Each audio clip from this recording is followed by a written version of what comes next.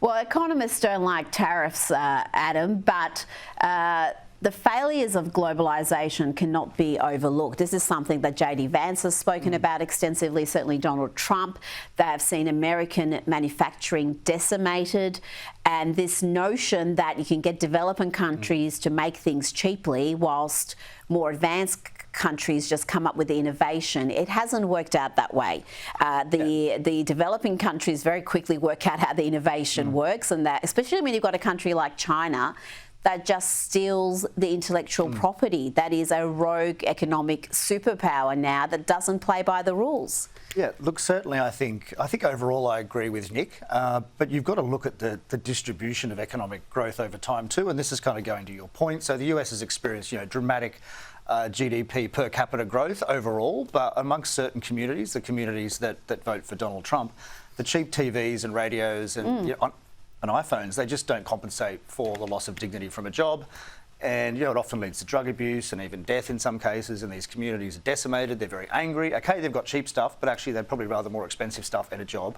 Yeah. Although I don't think these tariffs will necessarily work, but the US is going to try to bring back some jobs. It'll probably bring back some manufacturing jobs. I don't think it'll bring back many, but let's just wait and see. I mean, the elites have been wrong about pretty much everything over the last 10 years. So they've formed a consensus that this is a disaster. Well, it probably won't be a disaster then if they think it's going to be a disaster. All the focus on the stock market in the media, Trump supporters couldn't care less about the stock market. They don't own any shares. They're poor people. Most people that own stocks vote Democrats. So I don't think that's much of a problem. The one other point that I would make, and I think it's missed, is that I think this is just a revenue-raising exercise to some extent. The only way that the US can reduce its extraordinary deficit is by imposing tariffs, because the Congress is never going to increase taxes. It will not pass a law to increase taxes. But the president, he's got one lever, and that is tariffs that he can unilaterally increase. These tariffs, even at a 10% rate on everything, it's $300 billion a year. It's a lot of money. It's a lot of money. So it will help close that gap. And if you're not going to close the gap, well, how else are you going to close the gap? So you've got to think of some other way, whether you cut spending or whether you increase other taxes. But, there will be a financial collapse otherwise. So they have to do something. They have to do something, and what we're looking at, this massive economic realignment, it is a medium to long-term project, and people are expecting results within days or a week. That is not just reasonable. Look, the rollout's not been ideal, I must say. No, and there has been a lot of... I don't know what's going on. That's different ministers say different things, but look, we do have to wait and see, as you say. Your core point is, we're only a few months into this presidency. Let's give it 3 years at least. Well, we talked about the Trump voters not really being too concerned about the share market fluctuations. No. And something like the bottom 50% in the US only hold around 1% of those shares. So it is not a huge concern. And there's this been representation in the media that, Trump's there for the billionaires and the top end of town. And complete opposite has been the case. Absolutely. And that has been the case for several years, where those who are the most affluent are increasingly voting left, and those who are working class, aspirational, are voting right. And we're seeing that right here. They've completely flipped. I don't think they've flipped as much here yet, but in the US they have completely flipped, basically. And actually the Liberals here have to work out whether they're going to be a working class party or not. I still think they try to have their feet in both camps. Yes, and I think that's why they're failing. I think that is precisely why they're failing, because you can't be all things to all people.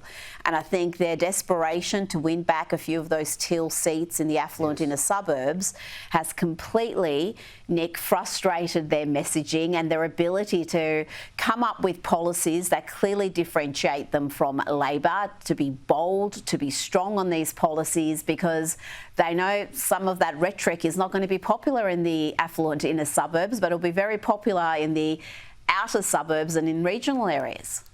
Yeah, I mean, the politicians that are going to be successful in this modern era are those that are able to straddle that divide between the university-educated, largely in a metropolitan elite, and ordinary practical people who do other jobs for a living. So, we all know what that divide is. We all know how hard it is, increasingly hard to bridge that divide, because they seem to want quite opposite things in many regards. I think when the chips are down, neither, certainly not Albanese or Dartton have managed to do that. Whether it can be done, I don't know. I'm beginning to doubt whether we end up with a political system here which really has, essentially two parties nominally on the centre right, like much of Europe does, who knows where this goes? But right now they're both at historic lows on primary votes, and that's the reason. Now let's go to the UK, and Prime Minister Keir Starmer has finally admitted that a woman is a biological female. It took a ruling from the UK Supreme Court for him to have enough courage to say this. Do you believe a trans woman is a woman? Look, I think the Supreme Court has answered that question. So you don't believe a trans woman is a woman? Look, a woman is an adult female, and the court has made that absolutely clear. I actually welcome the judgment because I think it gives real clarity. It allows those that have got to draw up guidance to be really clear about what that guidance should say. Nick, he's changed his tune. It wasn't too long ago when he was claiming that some women have a penis and some don't have a cervix, and he was very, very confused when that question was put to him. Now he's very clear. I mean, it seems astonishing that a grown man needs a Supreme Court ruling to know something a child understands.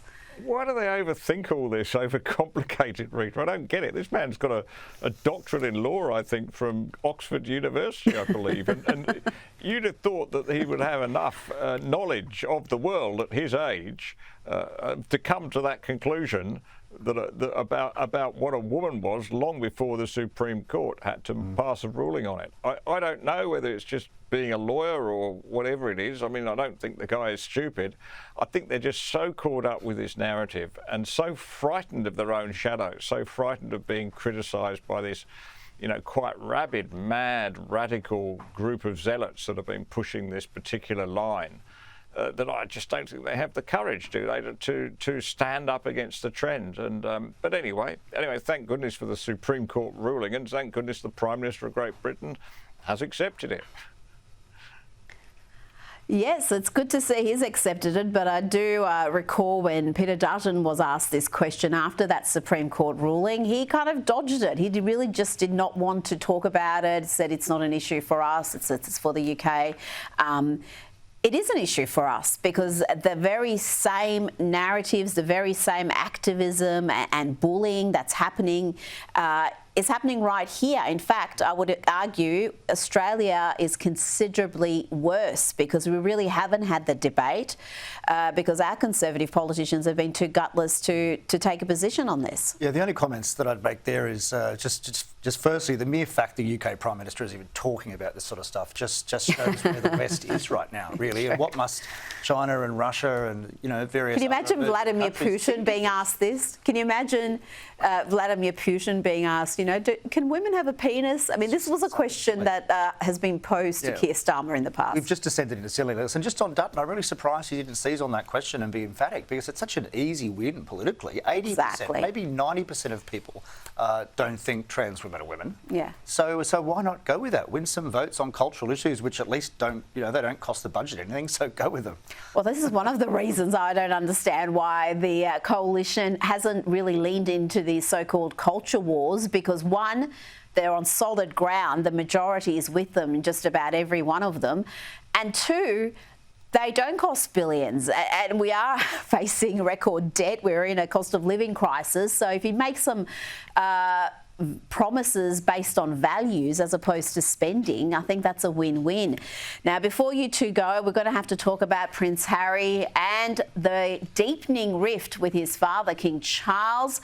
This is amid the court case over the removal of police protection for Prince Harry. A royal insider has told US Weekly this has been terrible for Harry's relationship with Charles. Harry blames Charles and thinks he can intervene, but Charles can't, and it just continues Harry's narrative that he's been cast at. Adam, this ginger whinger is just a victim. He's just an endless victim. I mean, he's just got the most... really, he's blessed. He's got a wife, he's got 2 healthy kids, he's got this insane lifestyle based on, I don't know, just the luck of his birth. It's not like he's doing a great deal of work to justify the millions he's earning.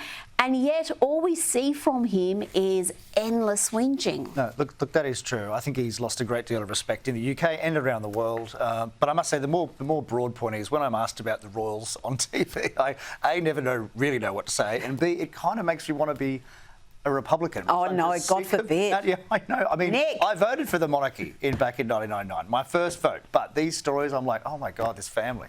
Sick of hearing about them. Nick, does it make you feel like a Republican when King Charles or Prince Harry's names are mentioned? Quite the opposite. When you see the human frailties of the royal family and the people in and around the monarch, you know, it just shows the stability of the system, that it endures all this because it is bigger than the individuals. And I think that the monarch is not above the law. So I think it's a wonderful system. It's lasted a long time. I wish sometimes that some of the members of the royal family would use their profile for better and more positive purposes than this. And but frankly, as a father, I think I just find it tragic that a relationship can break down like this and seemingly be irreparable, apparently because of the foolish behaviour of one person. Yes. Are you blaming this entirely on Meghan Markle, are you? Because I think Prince Harry, I think, escapes a lot of the blame. This is a man who's 40 years old, who's abandoned his family, who's aired his dirty laundry, who's just behaved appallingly. And because, I don't know, Meghan is seen as more unpleasant than he is, she cops all the blame and he kind of skates through. I wasn't blaming Meghan. He is, as you say, he's a 40-year-old man. He is responsible for his own actions, and if he's purely driven by his wife, then that's a pathetic excuse. Adam Creighton, Nick Cater, thank you so much for your time tonight.